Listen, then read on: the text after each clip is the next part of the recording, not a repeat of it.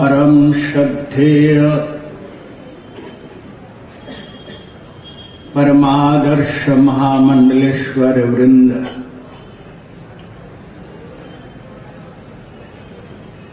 नारायण स्वरूप संत वृंद,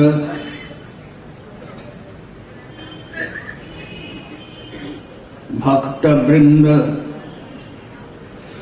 मातृमंडल, आज के যেতে যেতে পারের কাছে গিয়ে একেবারে কিনা হয়ে যায়, কিন্তু সেটা নষ্ট হয় না, থাকে, একটু সামান্য হলেও থাকে। ভূমিকম্পও তাই, আর আকাশকম্পও তাই। আকাশকম্প পর্যন্ত ভাইব্রেশন, এটাকে বলে ইংরেজিতে ওয়েভ। রেডিওতে broad wave, medium wave, microwave, এই অনেক রকমের ওয়েভ আছে। সুতরাং আমরা যখন কথা বলি তখন একটা ওয়েভ হয়, কিন্তু যখন চিন্তা করি তখন ওয়েভ হয় কিনা, এটা হলো বৈখরি বাণী। আর যেটা চিন্তা করি সেটাও কিন্তু পশ্যন্তি বাণী। পরাবাণী অনাহত, তো পশ্যন্তি বাণী, তার একটা ঢেউ উঠে। মন্দিরে যারা আসেন তারা সকলেই সচ্চিন্তা নিয়ে আসে। ঠাকুরের এমনই মহিমা, ভগবানের এমনই মহিমা, তার সামনে আসলে কুচিন্তাগুলি দূরে চলে যায়।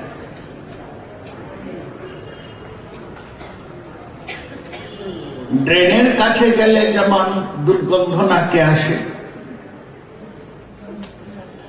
গোলাপ বাগানের কাছে গেলে যেমন সুগন্ধ নাকে আসে,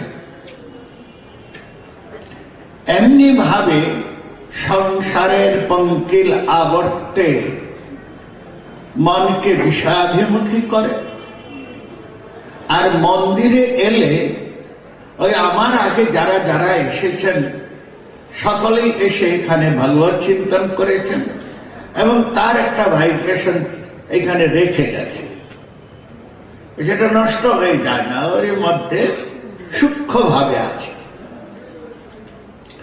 আর যখনই আমি গিয়ে বসি তখন এই সূক্ষ্ম তরঙ্গের প্রতিক্রিয়া আমার মনকে আক্রান্ত করে এবং সেটা ভালো। আমার মনও সেই ভাবের দ্বারা প্রভাবিত হয়। এই মন্দিরে আসার এটাই লাভ, তীর্থে যাওয়ার এটাই লাভ, সৎসঙ্গে যাওয়ার এটাই লাভ। প্রত্যেকেরই চিন্তনের তরঙ্গ যা ছেড়ে গেছেন সেটার দ্বারা আমরা লাভান্বিত হই। আবার মদের ভাটিতে গেলে, আবার ওরকম তীক্ষ্ণ পরিবেশের মধ্যে গেলেও ঠিক এরকমই অবস্থা হয়। একজন লোক সে যতই সংযমী হোক, বারে বারে মদের দোকানের সামনে দিয়ে হাঁটাহাঁটি করলে ওই এক না একদিন এই ঢুকেই পড়ে। সুতরাং মনকে মন্দিরমুখী করে রাখতে হয়। দিনে অন্তত একবার আপনার মোবাইলটাকে জেনারেট করতে হয়, মানে চার্জ দিতে হয়, তাহলে 24 ঘন্টা চলে। মনটিরও ঠিক তেমনি একটা সচ্চিন্তনের একটা চাবি দেওয়া দরকার। এই জন্য আমাদেরকে বলেছেন আচার্য শাস্ত্র যে ত্রিসন্ধ্যা অবশ্যই করে। আমরা ঘরে বসে সন্ধ্যা করি, ঘরটাকে একটু মন্দির বানিয়ে নিই, কিন্তু মনে রাখবেন সেটা ব্যষ্টি, আর এই মন্দিরগুলি সমষ্টি।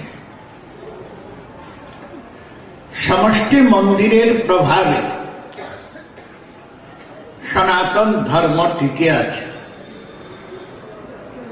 আচার্য শঙ্কর বদ্রীনারায়ণের মন্দিরের পুনরুদ্ধার করেছিলেন, পূজা বন্ধ হয়ে গেছিল বৌদ্ধদের সময়।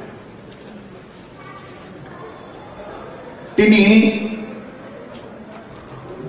জগন্নাথের মন্দির পুনরুদ্ধার করেছেন, চিল্কা হ্রদ থেকে জগন্নাথের দারুময় মূর্তি নিয়ে এসেছেন। তিনি দ্বারকা মন্দিরের সেবায়ত, তিনি রামেশ্বর মন্দিরেরও সেবায়ত। চার ধামের চারটা মন্দির, কিন্তু যেখানে যান সেবায়ত কিন্তু শঙ্করাচার্য। তিনি প্রতিষ্ঠা মানে পুনরুদ্ধার করেছেন, পুনঃপ্রতিষ্ঠা করেছেন, সেই জন্য তিনি সেবায়ত। আমি যখন প্রথম ত্রিপুরায় আসি এবং যখন এই রাধা মদন মোহন মন্দির এর কথা উঠে ওইখানে বসে পাঠ করতাম, প্রথমেই এসে ওখানে পাঠ আরম্ভ করেছি। তো চারদিকে এরকম একটা রথ তোলা হয়েছিল। ওনারা তো সন্ন্যাসী, ওনারা শৈব, ওনারা কৃষ্ণ ভক্তির কিছুই বুঝেন না, ওনাদের কাছে যাওয়াই বৃথা। সুতরাং তোমরা কি করতে যাও ওখানে? তা তখনও আমি বলেছিলাম, আমাদের আচার্য প্রথম গুরু আমাদের নারায়ণ, এবং আমাদের আচার্য যত কৃষ্ণ মন্দির, বিষ্ণু মন্দির, বদ্রীনারায়ণের মন্দির, এই সকলের সেবায় তিনি। সুতরাং আমাদেরই তো অধিকার, পরম্পরাক্রমেও আমাদেরই অধিকার। আর যারা আমাদের অধিকার নাই তাদেরই অধিকার এরকম বলেন, ওটা ঠিক নয়। আর কি আমি কারো নিন্দাবাদ করতে তো চাই না, আমার ভালো লাগে না। আমি এটাই প্রমাণ দিতে চাই যে আমাদের সন্ন্যাসীদের পরম্পরাই হল ভগবান নারায়ণ থেকে। আমরা একে অন্যকে অভিবাদন করি ওম নমো নারায়ণ বলে। ঈশ্বর একবাদ দ্বিতীয় মৃত্যু, আগেই তো শুনলেন উপনিষদের সিদ্ধান্ত। এবং আপনারা মহাভারত পড়ে দেখবেন, বিষ্ণু সহস্র নাম, এর মধ্যে শিবেরও বহু নাম, শিব সহস্র নামের বিষ্ণুরও বহু নাম, আসলে অভিন্ন। এই তত্ত্বটি বুঝাবার জন্য আমাদের উপাসনার প্রয়োজন আছে। উপাসনা না করলে চিত্ত শুদ্ধি হয় না।